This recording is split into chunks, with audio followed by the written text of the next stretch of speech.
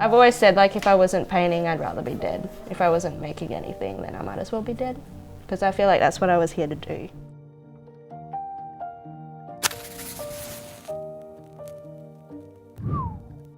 G'day and welcome to Sinbun Passion Files. My name is Clancy Sinbun, and today my guest is a young artist by the name of Jennifer Spalding. Jennifer is an awesome human being, just has so many layers to her, and it was a really interesting chat. Basically, she specialises in creating paintings and drawings, at least that's what she's most passionate about within the creative art space. She actually created this awesome painting over my shoulder here, which I am super chuffed with and just love having it there as a little background to my little set here. So thanks for that, Jen. But yeah, it was an amazing opportunity. This was actually the first time I'd met Jen when we sat down to have this chat. So my head was exploding at times. Some of the conversations we had went down some interesting, spooky lines of discussion, particularly around how Jen is inspired as an artist, talking about her dreams and also her encounters with the paranormal, the afterlife. But yeah, she made a point to acknowledge, and we both made an agreement throughout the interview that there was no sort of foul play in terms of digging up any unwanted spirits or any of that sort of stuff. So yeah, I was super careful not to tread on any sort of taboo topics. But yeah, still, nonetheless, we had an amazing chat, and just really cool to just see how she experiences life, because it's certainly vastly different from the average human being. So yeah, without any further ado, please enjoy getting to know Jennifer Spalding. I was 17 and I started making these prints. Like, I just drew on like paper and like reprinted them at Officeworks. And then all of a sudden, all my friends, they wanted to buy them. So I freaking sold like so many prints at school, and I was like, holy shit. And people kept asking for more since then. And then that's kind of how raw ink came along. I started doing that on Instagram. And then I guess that's how it kind of came about, thanks to my friends. They just kind of supported me. They wanted my artwork, and I started making for them, and then I've never stopped since, I guess. I didn't realize how many people would actually like my art to begin with. I just made it for myself, because I like growing up and like having your teachers not like your art. It was kind of surprising to see like when your mates were like, shit man, I want to buy this. So yeah, I guess that's how that came around. When I paint from my mind, so it's not really like I'm trying to impress anyone with something outside, like trying to paint a fucking guitar or whatever. I'm just painting from whatever comes out of my head. And then, because I'm already cool with what's going on in my head, it's not really that intimidating to see like people hate or love my art, because I already don't have issues with myself or anything like that. So I guess I wouldn't say I'm confident, I just don't really care what people think. And then the people who like it, I'm just like, oh great. You'll start painting one thing, and then like by the end of it, it's something completely different. If it's something that's meant to happen, you'll do it. You start out with this one great idea, and then if you start thinking about this hellfire, you're like, holy shit, and then you just start it. Like you don't give a shit about the paint, you just paint over it and get what you need to get done. It's good and bad, like to know that someone can like know something that you haven't even told your own parents yet, or your friends, just from looking at a painting, that's pretty daunting. But at the same time, it's also cool when people completely interpret a painting that you've done totally differently to what you thought of it as. It's weird, like people actually standing there and looking at your paintings and trying to understand them, and you're like, holy shit, they're actually taking their time out of their day to look at this, and like they actually give a fuck, which is weird to me, because it's like, I'm just sitting at home painting on my own, and then these people, like, I don't have an intention of people looking at my artwork, and then when they do, I don't know how to explain. It's not euphoric, it's just weird. because I don't really care about what they think, but when they come up with something like really crazy, like an interpretation, I'm like, oh yeah, that's kind of fun, like interesting thought. I don't really like doing realistic paintings because the stuff that goes on in my head is not very realistic, so it kind of defeats the purpose to sit there and paint a portrait of someone or paint a landscape. I find that boring. I like to be abstract and make people interpret things. There's a lot more fun in it. If you just paint something straight up that people know, it's very often that they'll keep walking and not quite have a go at trying to see what you've painted. I always have eyes in my painting because I have like anxiety, so a thing that I get is like that feeling of like everyone watching you. And then the reason why I put them in my paintings is it's like kind of like the painting's watching you back. That's something I kind of like to do. People do get very intimidated by some of my paintings because they feel like the painting's watching them back, and that's the whole point of me putting those eyes there, because that's how I feel sometimes. Like when people are looking at my work, they're literally looking at me. I used to paint like a lot of like things about the devil and stuff when I was like 15, and I was like, what was I thinking about back then? Like, why was I painting him or her out of all things? For sure, it kind of gets a bit scary sometimes when you see old paintings. You're like, holy shit, I was one little weird kid. I grew up along the coast, like north coast of Queensland, so like the Whitsundays in Townsville. That was pretty sweet. We moved a lot with Dad's job, living along the beaches, surfing, fishing, doing all that type of stuff. Pretty sweet. Never really had music in my life until I was like 13, so that's kind of insane. And then we'd always live in Thailand as well, because Mum lives in Thailand, so we'd always be back and forth. So it's like, it's crazy, like going from like poverty to like freaking Queensland beaches and then going back to that. It makes you a humble person for sure, like to see both sides of the world, definitely. It's so eye-opening to see these people being so happy with nothing, absolutely nothing. And then we're over here and we have everything, and yet we're so unhappy. So, or like a lot of us are anyway. That is probably the most inspiring, because that's where like it probably does give me a lot of my angst, like just hearing people complain about things for sure. I usually see things that some people don't see as well, so I use that as an inspiration, like spirits, like that other people can't quite see, I see, and all of that type of stuff. Like the things that like I've seen in my lifetime are pretty hectic. Yeah, I don't know, reoccurring dreams, I've probably only got that one, but I do get a lot of like spirits coming through my dreams and like trying to communicate and show me their past lives and things like that. That's a huge inspiration, because I don't even need to travel. I just go there in my sleep. So that's pretty cool. Whoa, crazy. So when you see spirits, do you only ever see them when you're dreaming, or have you seen spirits in the real world? In the real world as well. It's both. It gets pretty hectic. And in what form do they come, and in what state are you in when you see these spirits? I just see them like whenever they're there, like just walking down the street, I'll see one and be like, yes, sweet. There's something that I've dealt with like for a very long time, so I'm not quite affected by it. I'm gonna have a smoke break. Yeah.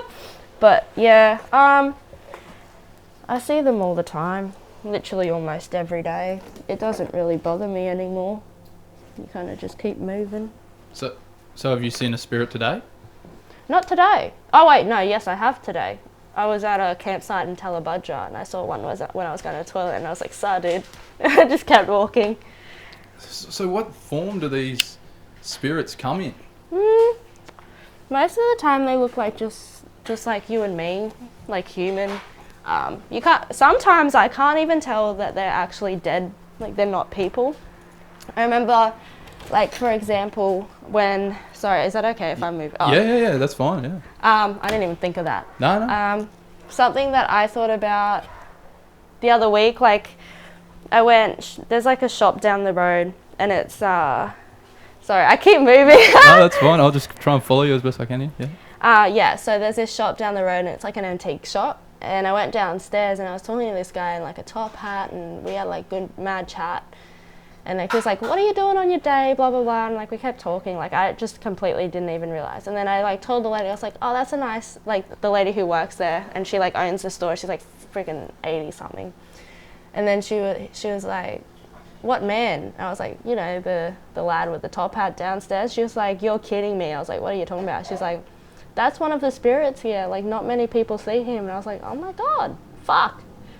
And like, you can't even tell that like they're a spirit because they literally look just like us. Like, it's crazy. They just look a bit blank sometimes, but yeah. Sometimes they come up to you pretty gnarly, some like all bloody and shit. Sometimes they're like a black figure or a white figure. It depends on like what they are and their purpose and blah, blah, blah. It's a whole nother world, man. You've opened a can of worms here. Yeah, I know. I'm like, shit, here we go.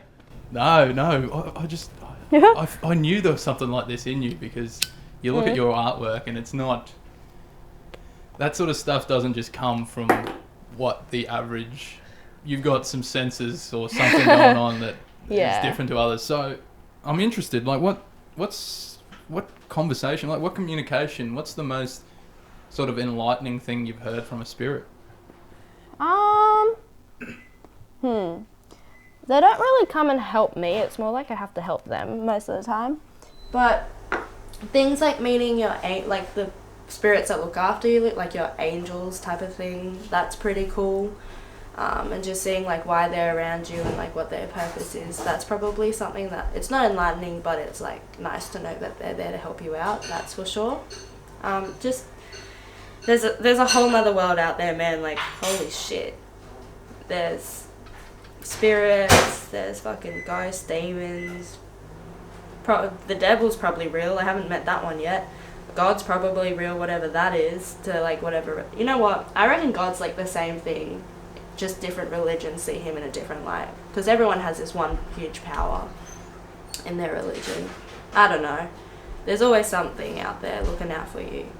Like, I'm sure, like, you felt like, I don't know if you've ever had, like, a family member who's passed, or, like, a friend, or, like, a dog or something, and, like, after they've passed, you still feel, like, a presence there or something looking out for you, that type of thing. You don't even have to be psychic to know that, you know what I mean? So, yeah. I mean, I know in the sense that you feel something. You definitely feel something when someone you know passes away, and you kind of almost, you feel their presence more, and you look up at the sky and you kind of just you feel like there's something there. But yeah, I'm very intrigued as to like where you're, to what depths of the universe that you've discovered, because what induces this? Is it just like, is this something that's been happening since when have you started seeing spirits? Since I was like a kid, pretty much. I used to like see things in the corner of my room, and I used to always have this thing where I'd run into my parents' room and be like, they're there again, and blah, blah, blah. And then it kind of died down when I was like growing up, and then I went to Thailand with my mum when I was 15, and it was just us, and that's when like it opened a whole fucking other thing. I saw so many things like out of the blue. And then like we kind of had to go to someone to like close my third eye or like just stop it, because I didn't want to see all these things. It kind of like, it doesn't send you crazy, but it can, type of thing, to see all these things that other people can't. And then pretty much when I turned 18 again, it just kind of started happening, and I've learned to deal with it. Like, you just kind of just got to acknowledge that they're there and keep moving, type of thing.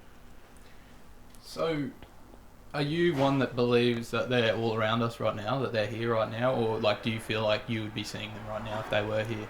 I don't see every spirit. Like, there's always something watching out for you at every point in time, but like I do see like spirits randomly. Like if one would walk across the street right now, type of thing, I'd probably see it. Like, I see most things, but some things I still don't see. I'm not like at that level yet because I haven't like accepted it. I don't want to see it, but I just do, so I have to like go with it. So have you ever had an encounter with a spirit that you just haven't been able to sort of forget about? Like I imagine you remember most of them, but is there one in particular that you just kind of walked away from that encounter and just thought, wow, like what the hell's just happened? Yeah, there's a few. I remember the first spirit I saw when I was like 12 that was really clear. I remember having a conversation with him and I was like, you're dead. And he told me his whole life story and I was like, oh my God, man, what the fuck? Like, I definitely remember my first time. That was in Thailand. There's so many spirits in Thailand. They're fucking everywhere. I like walk down the street and there's like 10. So it's pretty hectic. So is that something, in seeing these spirits, is that something that maybe looking towards death, you've become sort of more, you're less fearful of it than most? Yeah, I'm not scared of death at all. Just because I know where I'm going and like the people that are waiting for me already. So I'm not scared of that. It's nothing to be scared of. It's just something that's going to happen one day and you've got to just deal with it. Just live your life right now. You're here for a reason.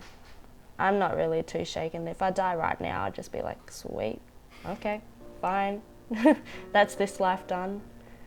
People keep living on until, like, you always have karma that you've got to deal with in every life. So that's why you see like people become monks, because they try and like not cause problems. That's my like beliefs anyway, like where you just don't have to be born again. But I definitely will be born again. I'm still not like an angel yet, definitely not. So we've got a while to go on that one.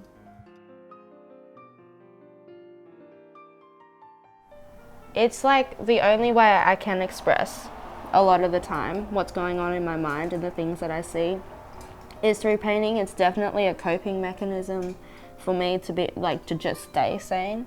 For example, if I ever paint about like a spirit that I've seen or whatever, it's like you're looking right back at it and you're like, holy shit, like, am I going crazy or is this real? And then you realize like, well, I realize that I'm not going, like, I've had this experience, and you kind of look at it in the face and you're like, holy shit. It's a good way to deal with this, but it definitely gives me some great ideas, that's for sure. I can tell you that much. That's why my paintings are a bit crazy sometimes.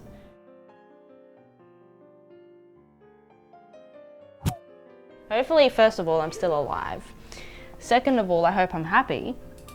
And hopefully I'd still be painting if I'm still alive. What else? I just hope I don't even need to progress more in what I'm doing. I don't necessarily want people to like buy my artworks or be in this amazing gallery or whatever. I just want to make sure I can keep painting. That is like my number one goal. No one has to see it. If no one wants to see it, then that's sweet with me. It's something I do for myself. So as long as I'm still painting, I'm sweet. Well, there you have it. Jennifer Spalding. What an awesome human being. And I just wanted to say a huge thank you to Jen for being so authentic and vivid in describing sort of what goes on inside her mind and how she gets that out onto the canvas. I found it super fascinating, and I hope it was fascinating to you. If you are interested in hearing the full conversation that I had with Jen, make sure you check out the link in the description where you can head across and listen to that. And while you're down in the description, make sure you check out Raw Ink on social media. That is Jen's social media channel. That's where you can sort of just get an amazing window into her world and into her art, and continue to follow her journey, because I think it'll be really interesting to see what she's got coming next. May as well give myself a plug, Sinbun96 on Instagram, and I'd be super grateful if you would please subscribe, like this video, and leave a comment if you've got any questions or thoughts on what you've just seen. But other than that, I'll be talking to you and seeing you soon. Cheers.